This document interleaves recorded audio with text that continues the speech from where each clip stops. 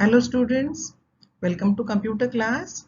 Now, in this, we are going to see the second part of history and generations of computers.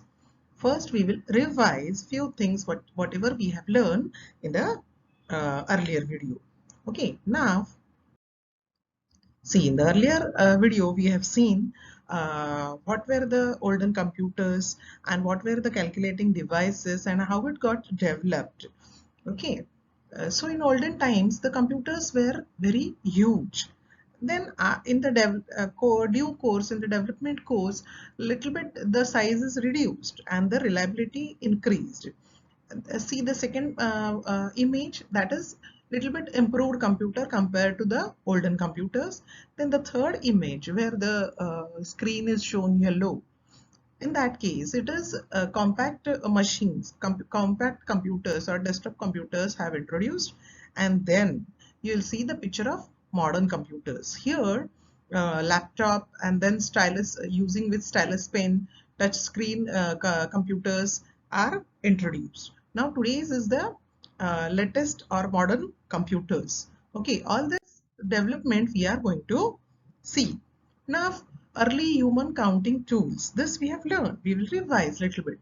Fingers, toes, stones, sticks and bones, all these materials were used for counting purpose. And after that there are developments, technological developments, even the human race was developing, so there are developments in the calculating devices also. And apart from this, next calculating device if we'll see, that is abacus, that got introduced in China nearly 5,000 years ago. Then comes the Napier's bones. Again, this is a calculating device. Then Pascaline machine. Then Leibniz step reckoner. These are all calculating machines. Now, how the computer got developed, that we are going to see. Charles Babbage is called the father of computer. He introduced difference engine as well as analytical engine. Uh, in this, he used the technology, or which factors he used, like input devices, output devices, storage, processing. All this is still prevalent in computer systems. So he is called the father of the computer. Now, in this video, we are going to learn tabulating machine, the first electromechanical computer, the first electronic computer, and the personal computer, and then we will see the generations of computers. Okay, now tabulating machine. Hermann Hollerith. In 1890, Hermann Hollerith, an army engineer, invented a tabulating machine. He formed a company, International Business Machine, or IBM. Okay, all are well versed with the IBM company. You must have heard the IBM company name. Now, in this addition, subtraction, and so many calculations they used to do. Now, after that, the first electromechanical computer, that is Mark I, in 1944, Professor Horford Aiken built the first electronic mechanical computer named Mark I. This device was the first computer in real sense. Means what? It was 51 feet long, weighted 5 tons, and used a typewriter for input and punch cards for output. Now, after that comes the first electronic computer, that is ENIAC and UNIVAC. The full form of ENIAC is Electronic Numerical Integrator and Computer.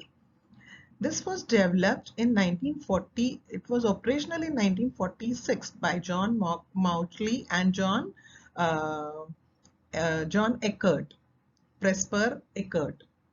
Okay, it was 10 feet wide and 100 feet long. It occupied 1,800 square feet of area and could perform 5,000 additions per second. So it was very huge, but at the same time it was doing calculations very fast. Then comes UNIVAC, that is Universal Automatic computer. Again in 1951, John Mauchly and J.P. Eckert developed another successful computer known as UNIVAC. It could handle both numeric as well as textual information, which was not possible in ENIAC. It was the first commercial computer delivered to a business client, US Census Bureau, in 1951. Then, like this, many developments were happening. Then comes in 1981, IBM introduced its first personal computer, that is PC, in 1984. They introduced the advanced version of personal computer called PC-80, that is advanced technology. There are several types of personal computers available nowadays. For example, desktop computers, laptop computers, and tablet computers. Okay. Now after this, we are going to see the different generations of computers. Now what is different generations means? In olden days, the computers were very large. It was occupying too much space. It was generating very much heat, and the reliability and the accuracy was not that means it was not reliable because the accuracy point is little bit low. Then comes the personal computers like desktop computers, and then comes the desktop computers. Now we can see the laptop also, we can see the notebook also, tablet PC, that is smartphones or touch screen computers, and Raspberry. The Raspberry Pi is a tiny credit card size computer that can be plugged into the computer monitor, and it works with a standard keyboard and mouse. Okay, this is in market. Many of us have not seen this. Okay, so in a few months or few years, we are going to see this also. Okay, so how the development had happened, how the size has reduced, and how the reliability and accuracy has increased, all that we are going to see through different generations of computers. Okay, now here the first generation of computer, the period was 1946 to 1958. They used the vacuum tubes technology. The vacuum tubes image is given here. They used machine language, means the coding language. The size was very big and it was very expensive also. Though they produced a lot of heat and were very slow. They were not much reliable because the result which they were showing, the output which they are showing, that was not that reliable. ENIAC and UNIVAC are the examples of first generation computers. Okay. Now because of using vacuum tubes, the size was very large. Then in the second generation computers, the period was 1959 to 1964. They used transistors and assembly languages. So the size little bit reduced because of using transistors, because the transistor size itself is very compared to vacuum tubes, the transistor size is small. The operating speed became faster but produced a lot of heat. IBM 140, Mark III and DO are the examples of second generation of computers. Now we'll see the third generation. Generation by generation, the reliability of the computer output is more, and the size and the cost is getting reduced. Now third generation computers, the period is 1965 to 1970. They used integrated circuits, ICS, and they used high level languages like Fortran and COBOL. The size became smaller. They generated less heat and were more reliable. They perform billions of instructions in few seconds, means the speed has also increased. Users interacted with keyboards and monitors which interfaced with an operating system.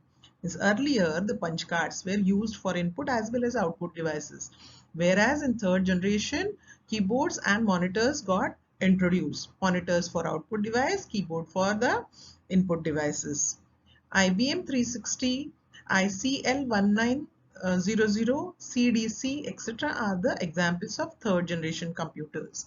See here, integrated circuits image is given.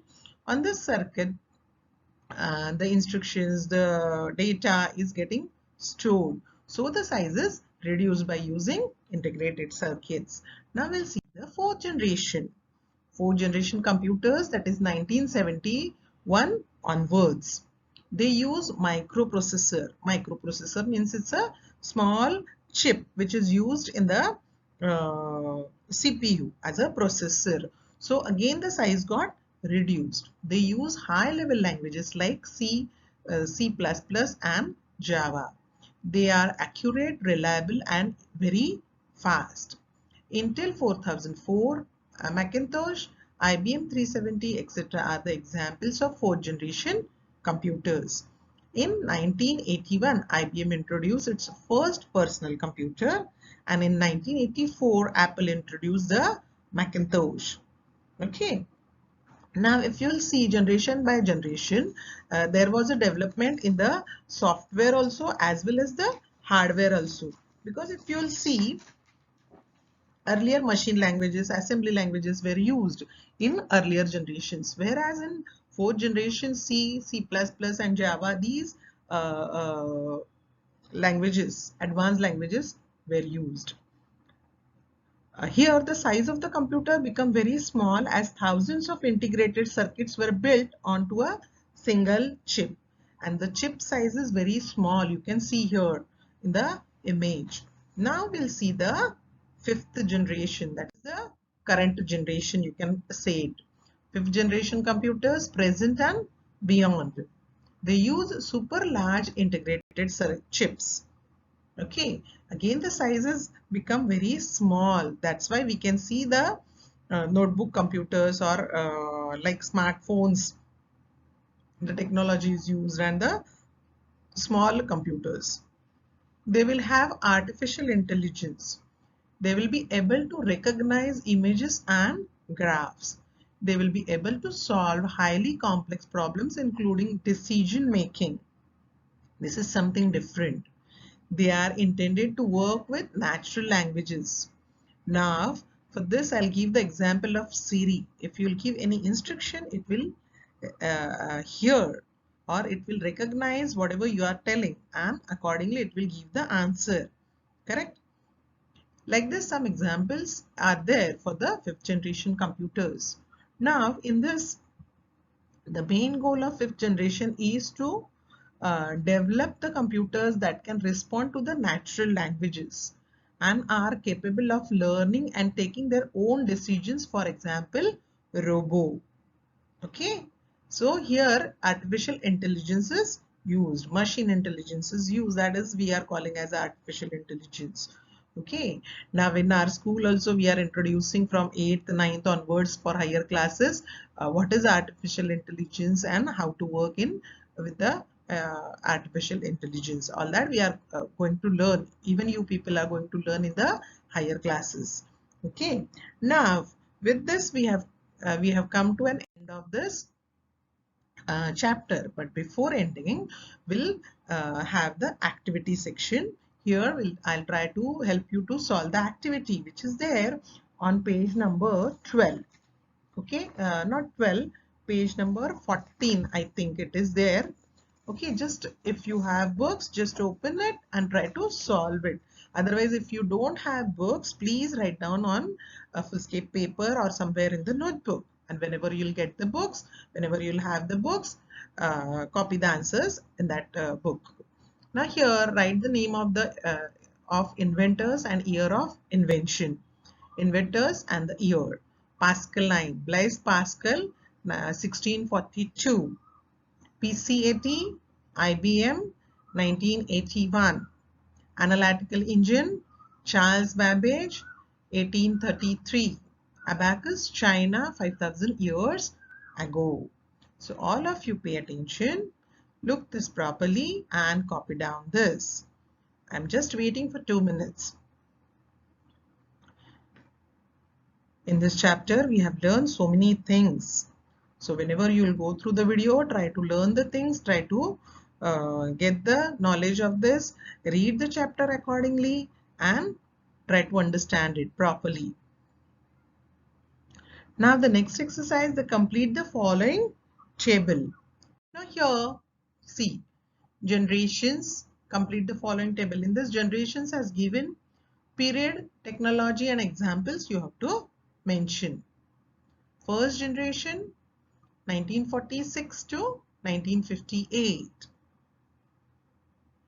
Vacuum tubes.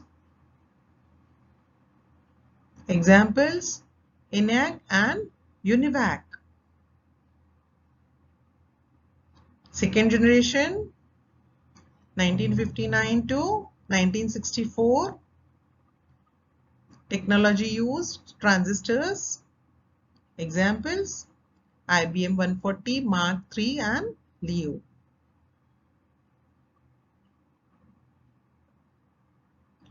Third generation, 1965 to 1970. Integrated circuits, IC,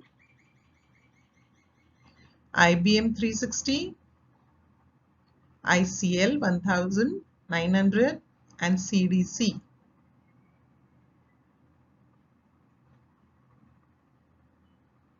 Fourth generation, 1971 onwards. Microprocessor as the technology.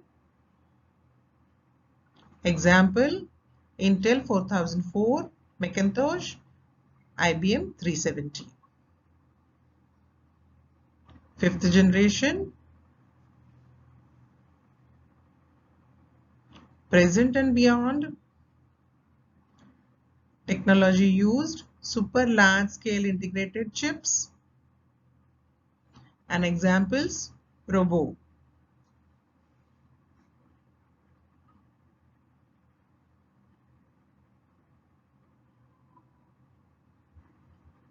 Okay, with this, now we'll go to the third exercise, that is activity. You have to guess it. The images are given and you have to name the images. First one is chip. Next one is vacuum tubes. Third one is integrated circuit. And the next one is transistors.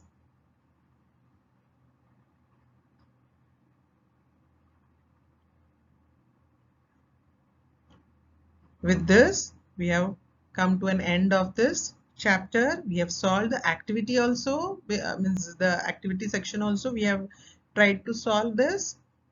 Now, whenever you'll get the notes, try to complete the question answers from the book. And if book is not there with you, please try to copy it somewhere in the book or foolscape paper and try to preserve it properly. And along with this, you will get one worksheet. Try to solve that worksheet also. Okay. Now, revise the chapter properly and write down the question answers whenever you'll get. Try to solve the worksheets. By then, take care. Thank you.